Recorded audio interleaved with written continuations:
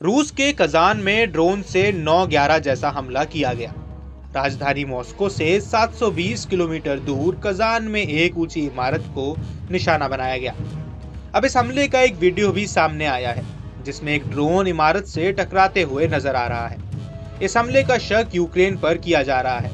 दूसरी ओर यूक्रेन के खिलाफ लड़ाई के लिए रूस भेजे गए उत्तर कोरियाई सैनिकों ने यूक्रेनी ड्रोनों का पता लगाने के लिए और अधिक निगरानी चौकियां स्थापित कर दी हैं। यूक्रेन की सैन्य खुफिया सेवा ने यह जानकारी दी है।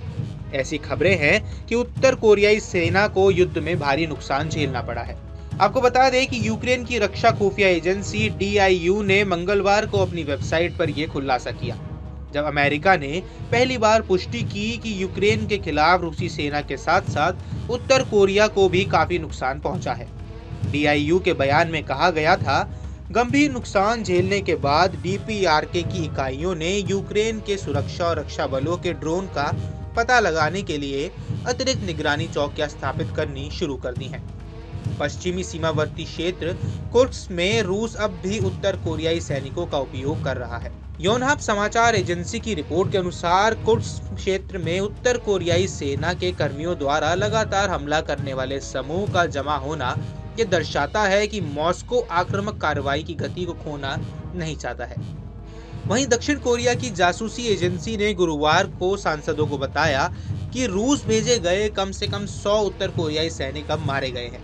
वहीं करीब 1000 के घायल होने का अनुमान माना जा रहा है। राष्ट्रीय खुफिया सेवा ने मरने वालों में ज्यादातर के लिए इस तथ्य को जिम्मेदार ठहराया कि उत्तर कोरियाई सैनिकों का ड्रोन के साथ उनके अनुभव की कमी के कारण अपरिचित युद्ध क्षेत्रों में अग्रिम पंक्ति के हमलावर बलों के रूप में उपयोग किया जा रहा है।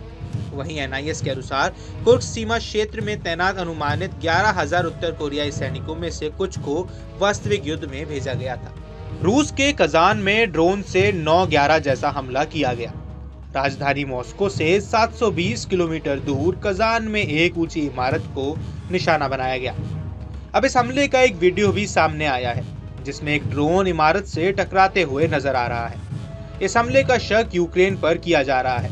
दूसरी ओर यूक्रेन के खिलाफ लड़ाई के लिए रूस भेजे गए उत्तर कोरियाई सैनिकों ने यूक्रेनी ड्रोनों का पता लगाने के लिए और अधिक निगरानी चौकियां स्थापित कर दी हैं। यूक्रेन की सैन्य खुफिया सेवा ने यह जानकारी दी है। ऐसी खबरें हैं कि उत्तर कोरियाई सेना को युद्ध में भारी नुकसान झेलना पड़ा है। आपको बता दें कि यूक्रेन की रक्षा खुफिया एजेंसी DIU ने मंगलवार को अपनी वेबसाइट पर यह खुलासा किया, जब अमेरिका ने पहली बार पुष्टि की कि यूक्रेन के खिलाफ रूसी सेना के साथ साथ उत्तर कोरिया को भी काफी नुकसान पहुंचा है।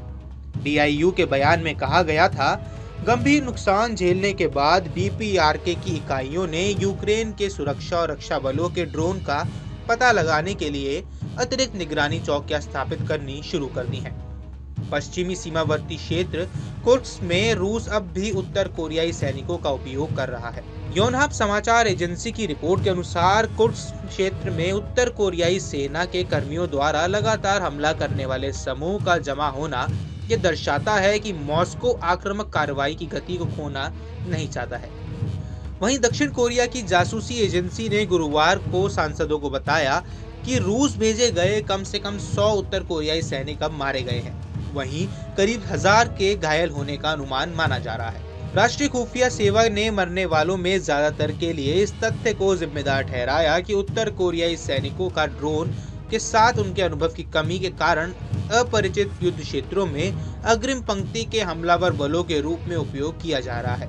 वहीं NIS के अनुसार कुर्स्क सीमा क्षेत्र में तैनात अनुमानित 11,000 उत्तर कोरियाई सैनिकों में से कुछ को वास्तविक युद्ध में भेजा गया था।